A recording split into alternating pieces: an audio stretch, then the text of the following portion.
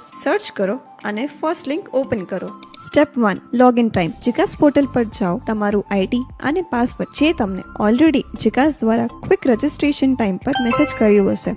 WhatsApp નહીં હો, text message એકદમ સ્ટાઇલમાં એન્ટર કરજો, જસ્ટ લાઈક જેમ્સ બોન્ડ. નાઉ સ્ટેપ 2, ડેશબોર્ડ પર તમને ટોટલ 5 પ્રોસેસ દેખાશે જે એકદમ રેડ ફ્લેગ હશે. તો આ રેડ ફ્લેગને ગ્રીનમાં કન્વર્ટ કરવા માટે તમારે બધી જ પ્રોસેસ ફોલો કરવી પડશે. પ્રોસેસ 1માં તમારે પેમેન્ટ પ્રોસેસ પૂરી કરવી પડશે, જેમાં તમે વેરિયસ પેમેન્ટ મેથડ્સનો યુઝ કરીને પેમેન્ટ કરી શકો છો. નેક્સ્ટ પ્રોસેસ છે પ્રોફાઇલ બનાવવી. It's simple, just like Insta, જેમાં તમારું નામ, mobile number, email ID already updated હશે. એના પછી તમારે તમારું પૂરું કરંટ એડ્રેસ આપવાનું રહેશે. હવે જો તમારું કામ ઓછું કરી આપો. સપોઝ તમારું કરંટ એડ્રેસ અને પરમનન્ટ એડ્રેસ સેમ છે, તો તમે જસ્ટ આ એક બટન પર ક્લિક કરશો એટલે તમારું કરંટ એડ્રેસ ઓટોમેટિકલી કોપી થઈ જશે. પછી તમારે તમારી 10th સ્ટેન્ડર્ડની ડિટેલ્સ એન્ટર કરવાની રહેશે, જેમાં 10મું પાસ કરવાનું વર્ષ, મહિનો અને પર્સન્ટેજ જોશે. પછી તમારે તમારો ફ્રેશ ફોટો, સ્નેપચેટ કે ફિલ્ટર વાળો નહીં અને ઓટોગ્રાફ એટલે કે સાઇનનો ફોટો અપડેટ કરવાનું રહેશે. પછી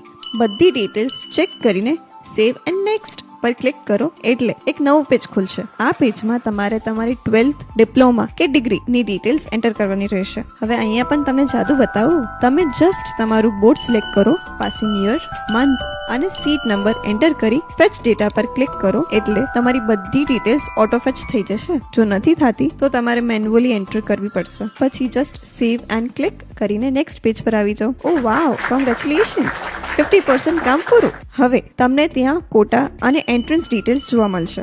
એમાંથી તમને જે લાગુ પડે એ સિલેક્ટ કરો. જો ના લાગુ પડતું હોય તો સિમ્પલી સેવ એન્ડ નેક્સ્ટ આપો. હવે આવે છે તમારું બહુ જ ઇમ્પોર્ટન્ટ સ્ટેપ. આ સ્ટેપમાં તમારે તમારી મનપસંદ યુનિવર્સિટી સિલેક્ટ કરી, કોલેજનો પ્રકાર સિલેક્ટ કરો અને પછી જિલ્લો સિલેક્ટ કરો.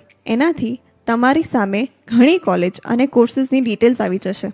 હવે તમે જે કોલેજ અને કોર્સમાં અપ્લાય કરવા માંગો છો તેમ અપ્લાય કરો અને નીચે અહીંયા તમને જે યુનિવર્સિટી, કોલેજ કે કોર્સમાં એડમિશન લેવા માટે અપ્લાય કર્યું છે એની લિસ્ટ અહીંયા જોઈ શકો છો. હવે તમારે સેવ એન્ડ નેક્સ્ટ પર ક્લિક કરીને નેક્સ્ટ પેજ પર જવાનું છે. ત્યાં તમારી બધી જ ડિટેલ્સ વેરીફાઈ કરી નીચે ડિક્લેરેશન બોક્સ ટિક કરી સબમિટ કરવાનું છે. બસ, હવે તમારું જીકાસનું ફોર્મ ફિલ થઈ ગયું છે. અરજી 1, વિકલ્પ અનેક.